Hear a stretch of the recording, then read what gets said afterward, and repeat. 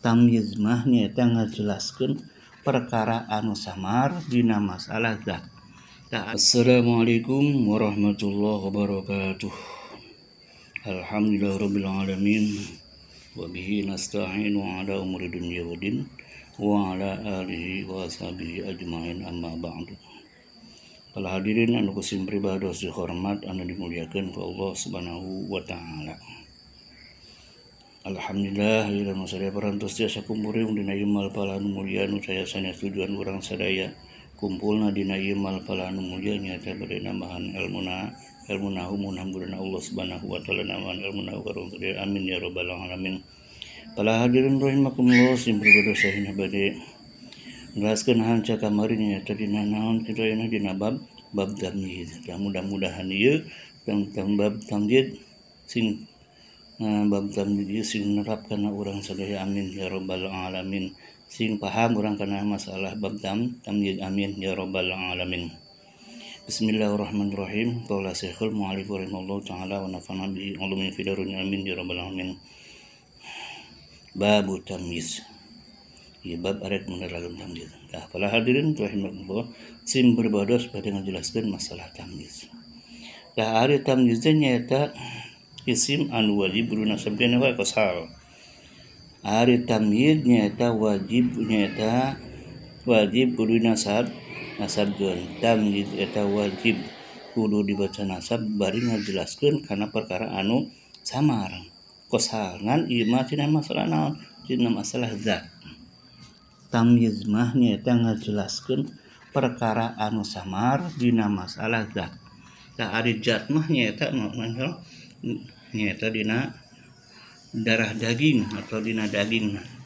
Nah, dina daging napan ari masalah tingkah mah lain daging luareun daging. Tah ieu mah dina masalah zatna. Nah, bahwa hal teh nyaeta isim anu wajib dinasabkeun jeung ngajelaskeun kana perkara anu samar dina masalah zat. Tah gitu. Itu para hadirin. Terus nyaeta masalah tamyiz teu meunang henteu kudu dieun tina isim nakirah. Si tamyiz ieu kudu dijieun tina isim nakirah. Jeung si tamyiz ieu biasa seperti hal nyaeta kudu saenggeus sampurna kalam. Tah kitu para hadirin. Contohna seperti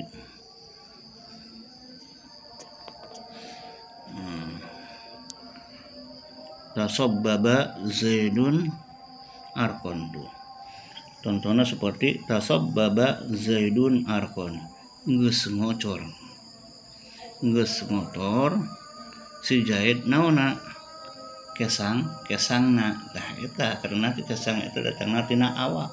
Tah eta geus ngocor si Zaid naon anu ngacor teh kesangna. Nah eta si kesang datangna tina awak. Ari tutumpakan tadi rokiban pan tutumpakannya eta mah luareun awak. Ai kesang mah tina awak. Tah eta disebutkeun kos kitu teh tamyiz. Dahnya bahwa tamyiz tadi nya laisna wajib kudu nasab jeung tamyiz eta ngajelaskeun kana perkara anu samar dina masalah zat. Jeung tamyiz eta kudu jieun tina isim nakirah nya.